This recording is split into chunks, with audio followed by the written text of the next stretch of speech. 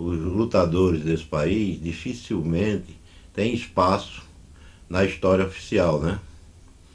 Se não é um grupo como o de vocês, do Memória Popular, de muito tempo que vem contribuindo, juntando, pegando a dificuldade que vocês têm de fazer isso, e nós não teríamos condições de levantar a memória desses lutadores, entre os quais Rubens é um, né? Mas, para a gente começar, em 1950, assim, que eu lembro, que aí eu tenho certeza que eu já estava com 9 anos, em 1950 eu vou para a casa do meu avô em Currais Novos.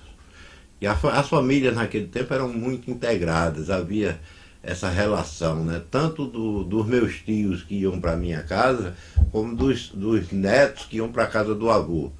E eu fui em 1950. E eu me lembro muito bem disso porque foi um momento efervescente e assim, foi a primeira vez que eu vi, que eu participei como vendo, assistindo no Denox, na inspetoria ali em Currais Novos, onde hoje é o DN, hoje é a Polícia Rodoviária Federal em Currais Novos. Quando você entra na cidade, tem aquelas casas são dessa época. Meu avô morava ali. E com meu avô morava várias pessoas fazem parte do que eu vou contar. Por exemplo, Dr. Ramalho era o médico, meu avô era o enfermeiro do Denox. Sou Ramalho, sogro de Dr. Cortez. Ramalho, sogro de Cortez. Raída era novinha, Amanda. E seu pai era um enfermeiro que trabalhava... Meu avô era o enfermeiro Seu junto avô. com o Dr. Ramalho. Era uma figura assim muito querida por todo mundo e tal. Mas nesse ano acontecem as eleições para presidente da República. E Getúlio, que tinha sido deposto logo após a guerra, volta a ser candidato contra Eduardo Gomes. E dentro ali morava cerca de 30 a 40 famílias na inspetoria, chamava inspetoria, né? Era o DNOS, Denox, que tinha sido o IOF, né? Infox. O nome inspetoria vem disso aí, do Infox, né? E ali moravam cerca de 40 famílias que eram funcionários do Denox. E lá a campanha se desenvolveu porque tinha gente dos dois lados, né? E assim, tem um fato importante daquele momento. Eu, Rubens, o Wilson, que é irmão de Rubens, o Wilson era, nessa época tinha 17, 18 anos, a gente tinha 9, eu e Rubens. Rubens era mais velho do que eu, 6 meses. E participamos dessa coisa da campanha, torcendo, né, pelo lado. Como meu avô era getulista, era do pessoal mais ligado ao nacionalismo, a questão das lutas pela Petrobras, por Volta Redonda, as grandes estruturas, a FENEME, esses negócios todinhos faziam parte daquele momento. E eu me lembro de um fato que, assim, que ainda hoje eu lembro, a primeira vez, um senhor que trabalhava nas oficinas da inspetoria do Denox, era um cara muito inteligente e pegou a moeda de 50 centavos que tinha a esfinge de Getúlio. Ele corta, na oficina do Denox, ele corta aquela moeda, o lado do retrato de Getúlio, e faz o primeiro broche. Primeiro broche, solda um negocinho atrás e a gente usava o broche de Getúlio, porque como tinha o grupo getulista e tinha o grupo ligado ao DN, à direita, né, naquela época, a extrema direita desse país, ligada ao Eduardo Gomes. Getúlio ganha as eleições, então assim, a minha primeira motivação, assim, junto com Rubens, de um fato político, foi essa eleição de 50, né? E daí, depois, lá na frente, eu e Rubens estudamos em Garanhuns, juntos, eu, Rubens, Ruth, irmã de Rubens, e minha irmã, Zenete, estudamos em Garanhuns, no Colégio 15 de Novembro. E Rubens já era assim, o Rubens tinha uma inteligência, era reconhecida pela família, né, como um cara muito inteligente naquele momento e tal. Sempre com uma fala fácil. Falava fácil, era poeta, cantava bem, gostava de música popular já naquela época, né, música popular brasileira. Aí estudamos junto em Garanhuns em 1954.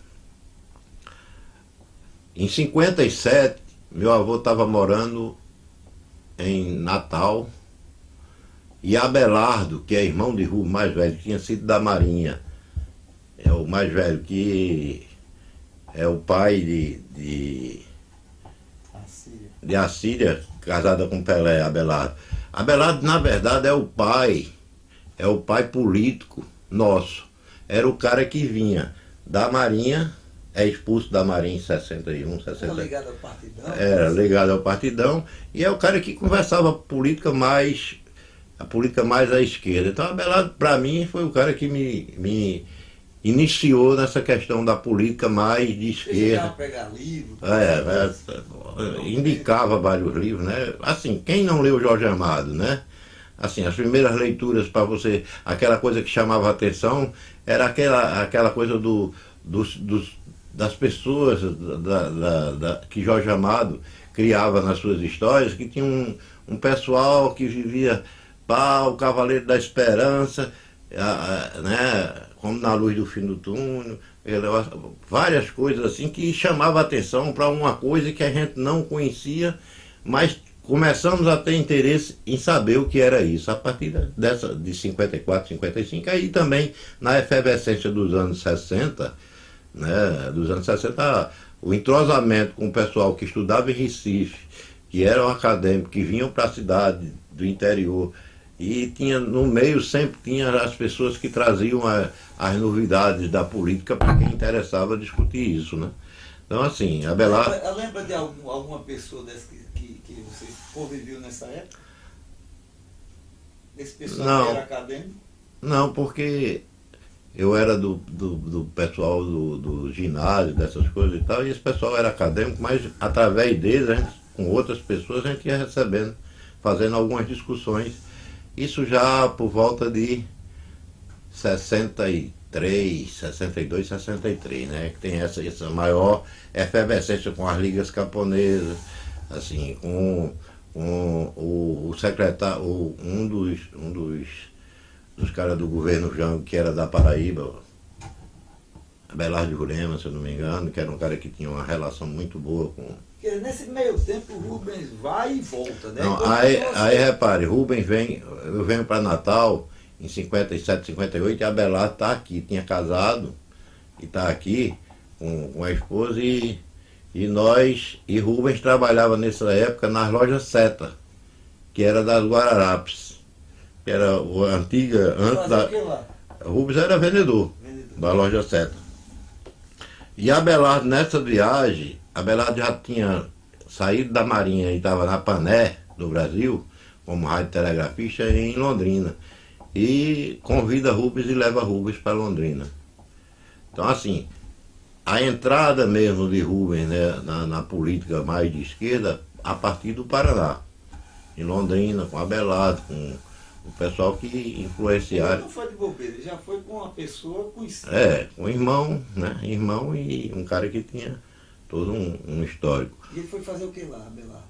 Não, Abelardo foi trabalhar na Pané, em Londrina. Pané. E Rubens vai para lá com Abelardo e começa a trabalhar em rádio e jornal.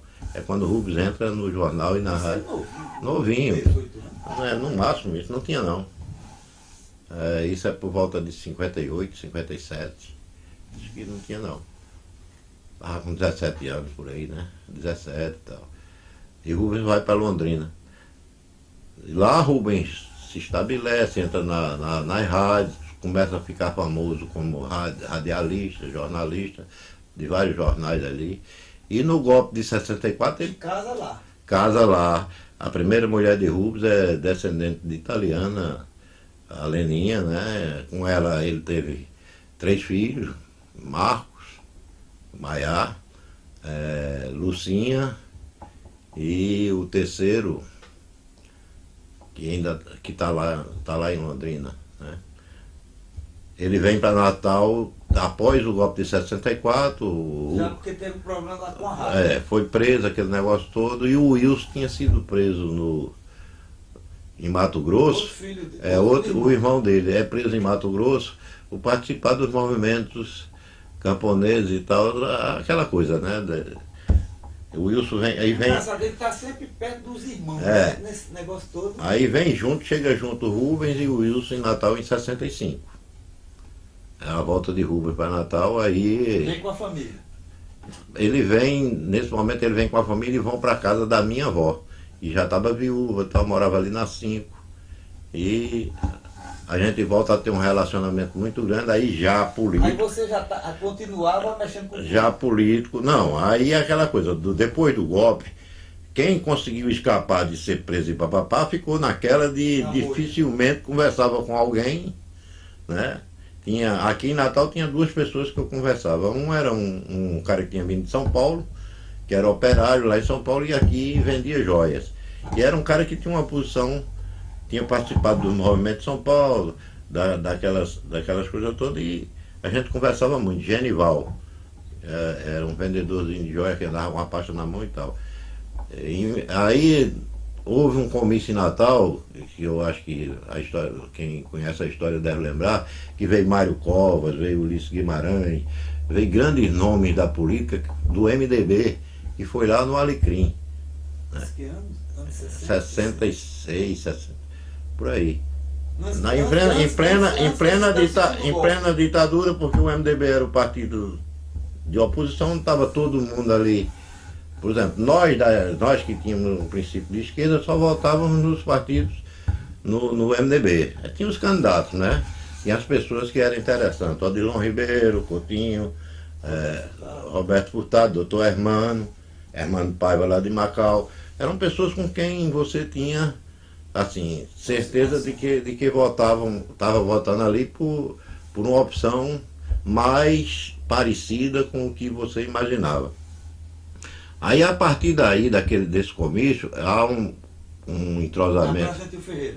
Na Praça Gentil Ferreira, a partir daí, a gente começa a se encontrar, aí Juliano Siqueira, Rubens, eu, esse rapaz, um jornalista que eu não lembro o nome, não consigo lembrar o nome dele, mas ele trabalhava no Palácio, tinha o rosto cheio de espinha e tal. Em 67 nós fizemos várias reuniões na casa de Rubens, ali na 7.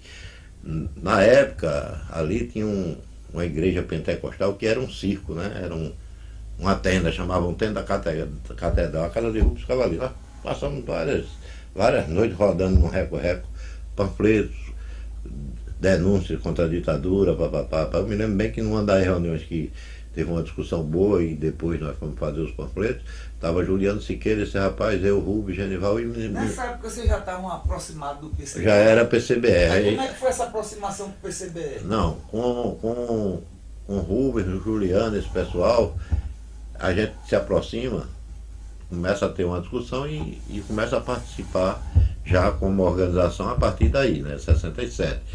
Juliano Siqueira, Taca, e aí Irapuã, esse pessoal todo participava do PCBR nesse período. E Rubens também. E a casa de Rubens era o local onde a gente se encontrava e tinha um reco-reco, um mimioco daqueles que era na base do extenso, daquele negócio, só a gente passava a noite rodando aquilo. Bem, essa aí. Já aí contato de fora?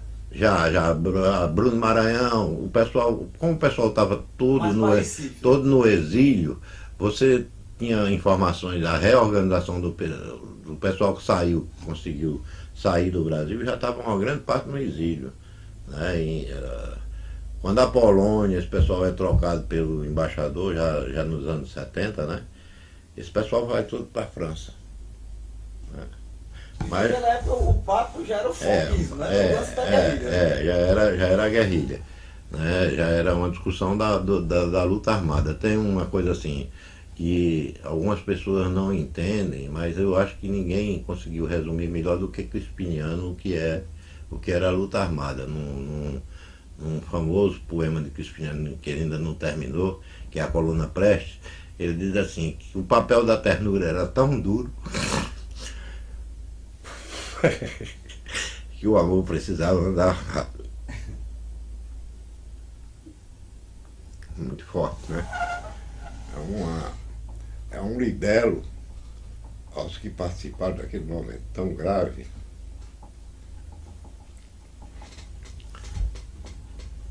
Muitos ficaram no caminho, morreram. Mas isso aí, eu citei isso aí só por uma questão de mostrar o que muitas pessoas criticam, mas não tinha saída, não havia outra saída, não havia espaço.